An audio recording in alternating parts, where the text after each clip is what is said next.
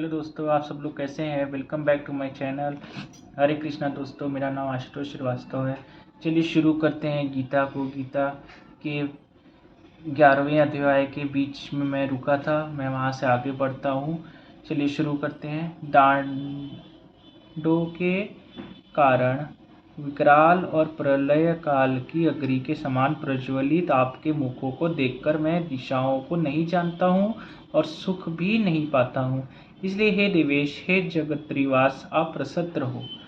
हे वे सभी धृतराष्ट्र के पुत्र राजाओं के समुदाय सहित आप में प्रवेश कर रहे हैं और भीष्म पितामह, द्रोणाचार्य तथा वह कर्ण और हमारे पक्ष के भी प्रधान योद्धाओं के सहित सब के सब आपके दाढ़ों के कारण विकराल भयानक मुखों में बड़े वेग से दौड़ते हुए प्रवेश कर रहे हैं और कई एक चूर्ण हुए सिरों सहित आपके दांतों के बीच में लगे हुए दांत दिख रहे हैं। जैसे नदियों के बहुत से जल के प्रभाव स्वाभाविक ही समुद्र के ही सम्मुख दौड़ते हैं अर्थात समुद्र में प्रवेश करते हैं, वैसे ही वे नरकलोक के वीर भी आपके प्रज्वलित मुखों में प्रवेश कर रहे हैं। जैसे पतंग मोहवश नष्ट होने के लिए प्रज्वलित अग्नि में अति वेग से दौड़ते हुए प्रवेश करते हैं, वैसे ही ये सब लोग भी अपने नाश के लिए आपके मुखों में अति वेग से दौड़ते हुए प्रवेश कर रहे हैं। आप उन संपूर्ण लोगों को प्रज्वलित मुखों द्वारा ग्रास करते हुए सब ओर से बार बार चाट रहे हैं। हे विष्णु, आपका उग्र प्रकाश संपूर्ण जगत को तेज के द्वारा परिपूर्ण करके तपा रहा है। मुझे बतलाइए कि आप उपरूप वाले कौन हैं। हे देवों में श्रेष्ठ, आपको नमस्कार हो। आप प्रसन्न होइए। आदि पुरुष, आपको मैं विशेष रूप से जानना चाहता हूँ क्योंकि मैं आपकी प्रवृत्ति को नहीं जानता। अब यहाँ पे क्या हो रहा है, यहाँ पे मतलब अर्जुन ने भगवान से अब वो उनकी प्रशंसा कर रहा है, उनकी मतलब वो भयभीत होकर उनके जो रूप देखा था वो उस रूप को वो मतलब ऐसा वो मान रहा है कि उसने पहले कभी ऐसा रूप नहीं देखा था। उनको जानता तो ज़रूर था लेकिन उसने ऐसा रूप भय मतलब प्रकट वो जो हुए थे उसको देखकर वो अब ये सब बातें कह रहा है, उनको नमस्कार कर रहा है। उनकी बहुत सारी मतलब बातें उनको वो मतलब अच्छे से वो मानना चाह रहा है और वो एक एक वर्ण उसका मतलब वो बता रहा है, मतलब अपनी बातों में वो समझाना चाह रहा है उनकी अच्छी अच्छाइयों को। फिर श्री भगवान बोले, मैं लोगों का नाश करने वाला बड़ा हुआ महाकाल हूँ। इस समय इन लोगों को नष्ट करने के लिए प्रवृत्त हुआ हूँ। इसलिए जो प्रतिपक्षियों की सेना में स्थित योद्धा लोग हैं वे सब तेरे बिना भी नहीं रहेंगे, अर्थात तेरे युद्ध न करने पर भी इन सबका नाश हो जाएगा। अतएव तू उठ, यश प्राप्त कर और शत्रुओं को जीतकर धन धान्य से संपन्न राज्य को भोग। ये सब शूरवीर पहले से ही मेरे द्वारा मारे हुए हैं। हे सव्यसाचीन, तू तो केवल निमित्त मात्र बन जा। द्रोणाचार्य और भीष्म पितामह तथा जयद्रथ और कर्ण तथा और भी बहुत से मेरे द्वारा मारे गए शूरवीर योद्धाओं को तू मार, भय मत कर। मतलब भगवान ये बोल रहे हैं कि तू इस सब यश को तू प्राप्त करने के लिए इन लोगों को मार, तू इन बड़े लोगों को, बुजुर्ग लोगों को, तू ये मत डर कि तू मारेगा तो तुझे पाप लगेगा या तुझे कुछ भी भोगना पड़ेगा। तू ये सब मार के तू यश प्राप्त कर और तू यश मतलब कीर्ति और सब तू भोग को सब तू सहन कर, तू मतलब प्राप्त कर ये सब करके।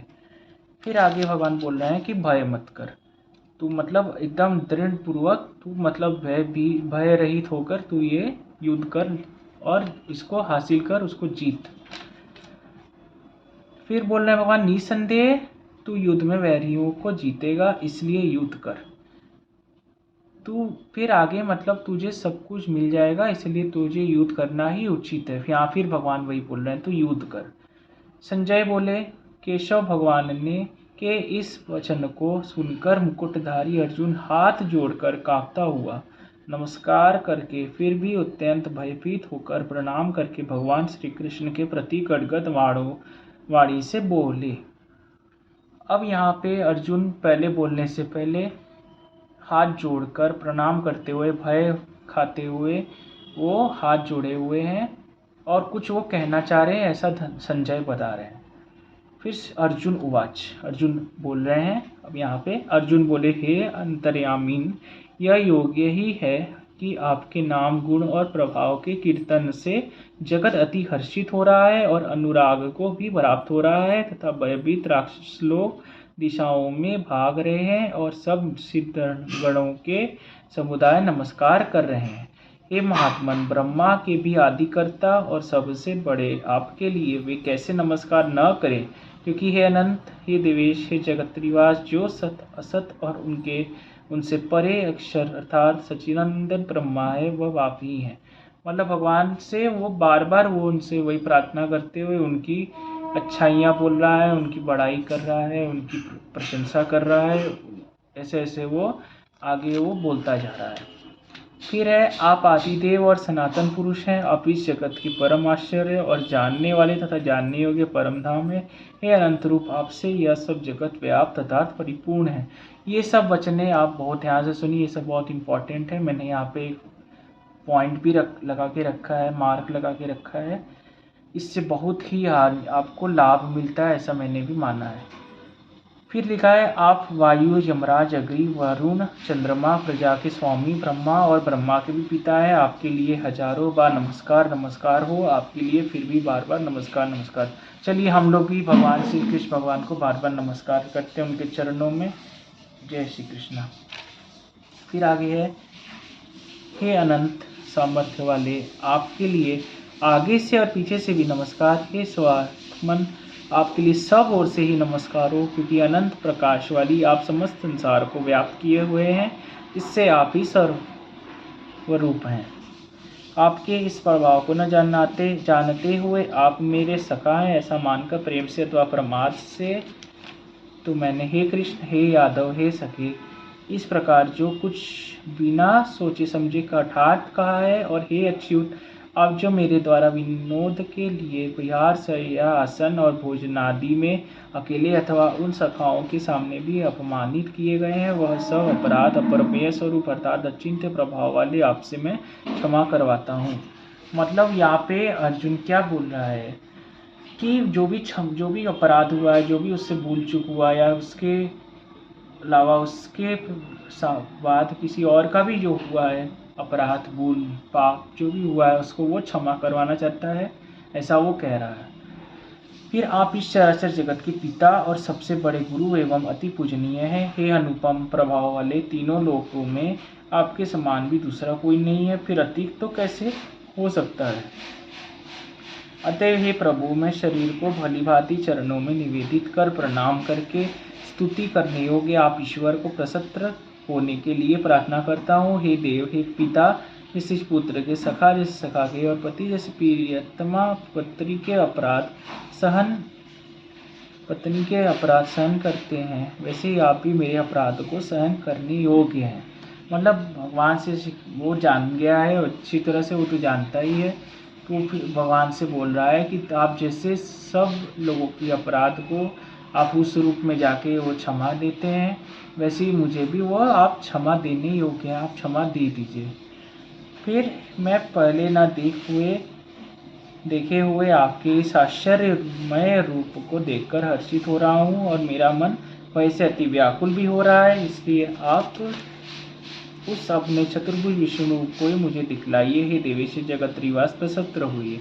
मतलब वो क्या स्थिति में है कि अभी वो श्री कृष्ण भगवान उसको प्रकट मतलब सबसे अपना विराट स्वरूप दिखाए हैं, वो हाथ जोड़ के वो घबरा रहा है। वो क्या कह रहा है कि अब मुझे वो अपना विष्णु रूप कृष्ण भगवान श्री कृष्ण का रूप दिखाइए, ऐसा वो बोल रहा है। और वो घबरा रहा है, बोल रहा है प्रसन्न होइए, वो शांत हो जाइए, ऐसा बोल रहा है, ऐसा वो कहना चाह रहा है, इसमें वही लिखा है।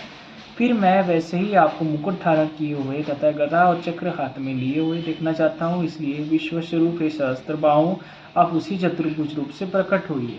मतलब वो क्या कह रहा है कि फिर से आप श्री कृष्ण भगवान के रूप में आप वो फिर से वो देखना चाहता है उनको, वो मुकुट धारण, वो पीताम्बर के रूप में, वो फिर से वही रूप में देखना चाहता है। इसलिए वो बोल रहा है कि प्रकट हो जाइए, वही रूप में वापस आ जाइए फिर से। श्री भगवान उवाच, श्री भगवान बोले, हे अर्जुन, अनुग्रह पूर्वक मैंने अपनी योग शक्ति के प्रभाव से यह मेरा परम तेजोमय, सबका आदि और सीमा रहित विराट स्वरूप तुझको भी दिखलाया है, जिससे तेरे अतिरिक्त दूसरे किसी ने भी पहले नहीं देखा था। मतलब अर्जुन को ही भगवान ने पहले ये रूप ऐसा दिखाया था, उसके पहले उन्होंने किसी को भी अपना ये रूप अपना खोल के नहीं दिखाया था, प्रकट किया था। ऐसा वो मतलब अर्जुन के कहने पे मतलब उसको ये रूप अच्छी प्रकार से उसको दिखाए थे, और उसको असली रूप जो हो सकता था वो उसको दिखाए थे। और अब अर्जुन चाह रहा है कि अर्जुन उसको वापस रूप में वो समझ गया है, वो अब वापस रूप में उनको देखना चाहता है, वो उनका दोस्त भी था। हे अर्जुन, मनुष्य लोक में इस प्रकार विश्व स्वरूप वाला मैं न वेद और यज्ञों के अध्ययन से, न दान से, न क्रियाओं से और न उग्र तपों से ही तेरे अतिरिक्त दूसरे के द्वारा देखा जा सकता हूँ। मेरे इस प्रकार के इस विकराल रूप को देखकर तुझको व्याकुलता नहीं होनी चाहिए और मूढ़ भाव भी नहीं होना चाहिए।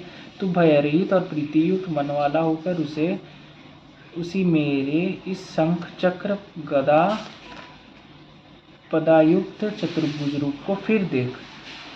मतलब भगवान क्या कह रहे हैं कि तू इतना धनुषधारी, इतना महान योद्धा है, तू इस चीज़ को देखकर तू मत घबरा, और तू इस मेरे रूप को, विराट स्वरूप को देखने योग्य है। तू फिर से बार बार मेरे गदायुक्त चक्रयुक्त चतुर्भुज रूप को देख। फिर संजय उवाच, संजय बोले, वासुदेव भगवान ने अर्जुन के प्रति इस प्रकार कहकर फिर वैसे ही अपने चतुर्भुज रूप को दिखलाया, और फिर महात्मा श्री कृष्ण ने सौम्य मूर्ति होकर इस भयभीत अर्जुन को धीरज दिया। धीरे धीरे भगवान ने अर्जुन को फिर से धीरज दिया।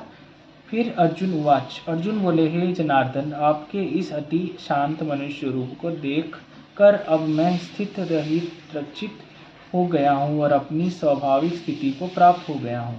मतलब जो उसको स्थिति में आना था वो नॉर्मल हो गया, फिर से वो मतलब उसको जैसा होना था वो वापस अपने रूप में आ गया, वो भय रहित हो गया, वो चिंतित था वो अब वापस आ गया उनके ऐसा भगवान के कहने से।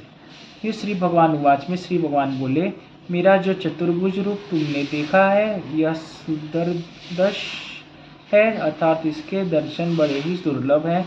देवता भी सदा इस रूप के दर्शन की आकांक्षा करते रहते हैं। मतलब भगवान भी इस रूप को पाने के लिए कई दिन से कई मतलब कितना बोल सकते हैं, मतलब देर से वो इस चीज़ के चक्कर में वो कितना व्याकुल है। मतलब देवता भी चाहते हैं कि उनका वो दर्शन हो जाए भगवान का ये रूप का। फिर जिस प्रकार तुमने मुझको देखा, इस प्रकार चतुर्भुज रूप वाला मैं न वेदों से, न तप से, न दान से और न यज्ञ से ही देखा जा सकता हूँ। मतलब कोई भी प्रकार से अगर कोई भी व्यक्ति अगर चाहे कि मेरा मतलब कितना भी पूजा पाठ करके तप यज्ञ करके चाहे कि वो मेरा ये रूप देख ले, तो वो कभी नहीं देख सकता। ऐसा श्री कृष्ण भगवान बोल रहे हैं कि बहुत कठिन है ये।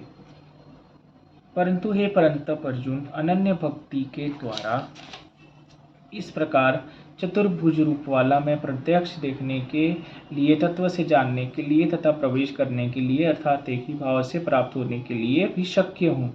हे अर्जुन, जो पुरुष केवल मेरे ही लिए संपूर्ण कर्तव्य कर्मों को करने वाला है, मेरे परायण है, मेरा भक्त है, आसक्ति रहित है और संपूर्ण भूत प्राणियों में वैर भाव से रहित है, वह अनन्य भक्ति युक्त पुरुष मुझको ही प्राप्त होता है। मतलब इन जो भगवान बता रहे हैं कि ये बातों को अगर जो कर लेता है वो मुझे ही प्राप्त होता है। मतलब कि जैसे कर्तव्य कर्मों को करने वाला है, परायण है, मेरा भक्त है, आसक्ति रहित है और संपूर्ण भूत प्राणियों में वैर भाव से रहित है। मतलब भूत प्राणियों से, विषय से, संसार से वो एकदम दूर है, वैराग्य किया हुआ है, आसक्ति में नहीं है, कर्तव्य कर्म कर रहा है, मेरा भक्त है, मेरा प्रिय भक्त है, अनन्य भक्त है, वो मुझे ही प्राप्त होता है अर्थात भगवत प्राप्ति को प्राप्त कर लेता है। अब आगे द्वादशों अध्याय में फिर से मैं आपको नेक्स्ट वीडियो में समझाऊंगा। तब तक के लिए आप इसको सुनते रहिए और इसको पढ़ते रहिए, सुन के चिंतन करते रहिए। फिर से आपको नमस्कार और आपको धन्यवाद। फिर मैं लौट कर आऊँगा नेक्स्ट वीडियो में। तब तक के लिए हरे कृष्णा दोस्तों।